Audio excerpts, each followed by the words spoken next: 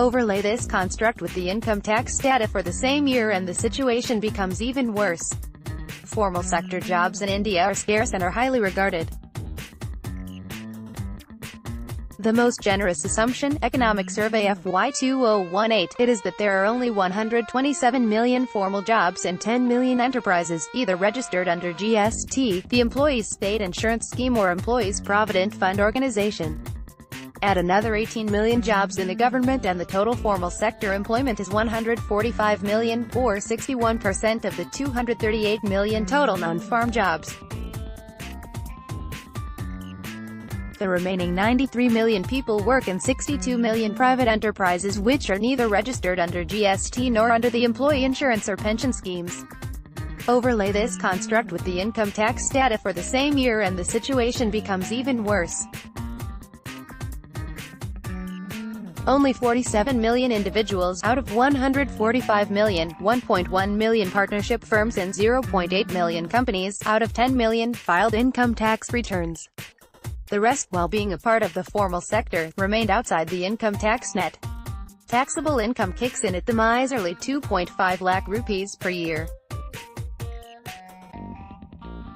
Consequently, this set of 47 million income taxpayers, 20% of the non-farm workforce, comprise those who are either rich enough to get an income without working, the well-off self-employed or employees in the formal sector.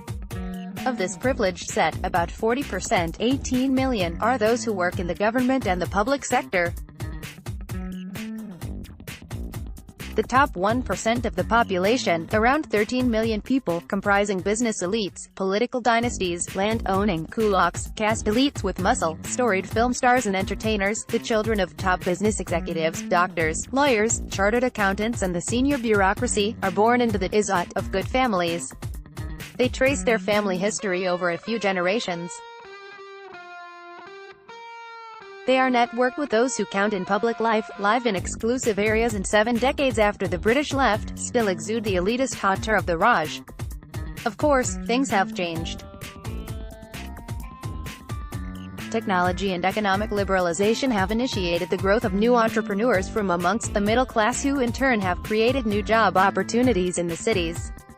But for the average person in the eponymous middle class, a classification which spans everyone who is neither in the top 10% nor in the desperately poor bottom 40% earning less than $15,000 per family per month, you have to earn your izzat.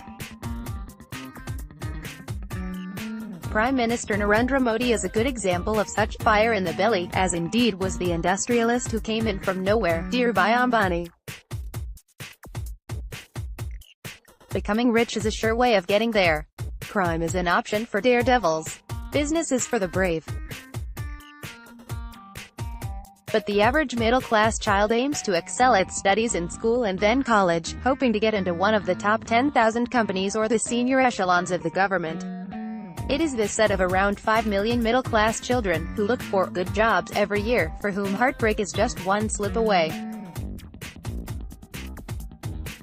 Can the government do something to reduce the pressure on such kids? Increasing the number of good jobs is the best option. But it is well beyond the capacity of the government to provide these jobs. At best, it can restructure its workforce to substitute low-skilled workers with skilled professionals as the former retire.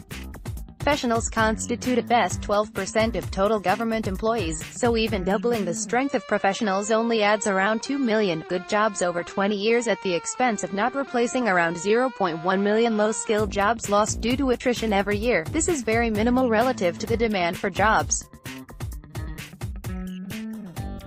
The government can reduce the stress of the make-or-break system of recruitment it currently follows, whereby you can only join a cadre at a young age.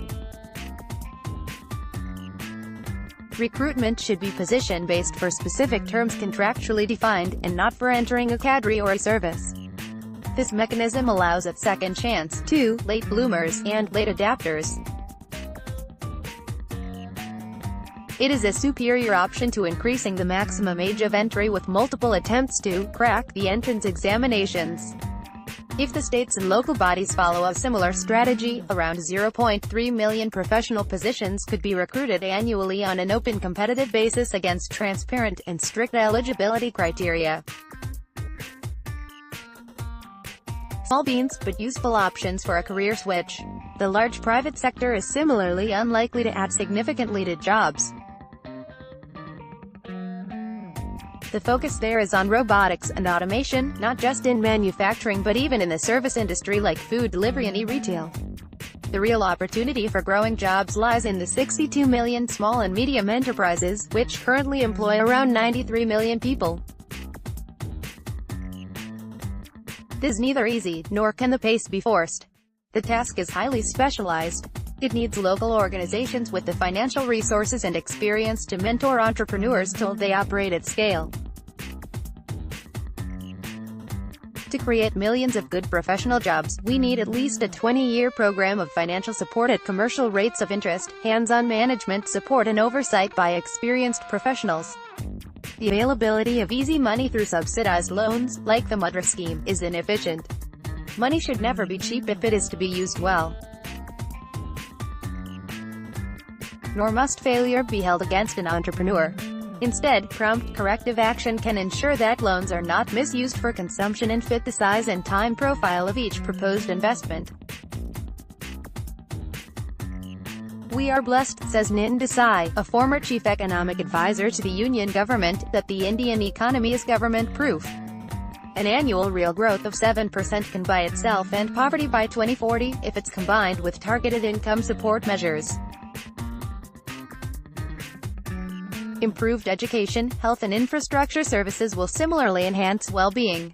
But unless we can create an additional 100 million good jobs by then, the youthful energy pouring out from our demographic dividend can be dissipated in wasteful anger and hate.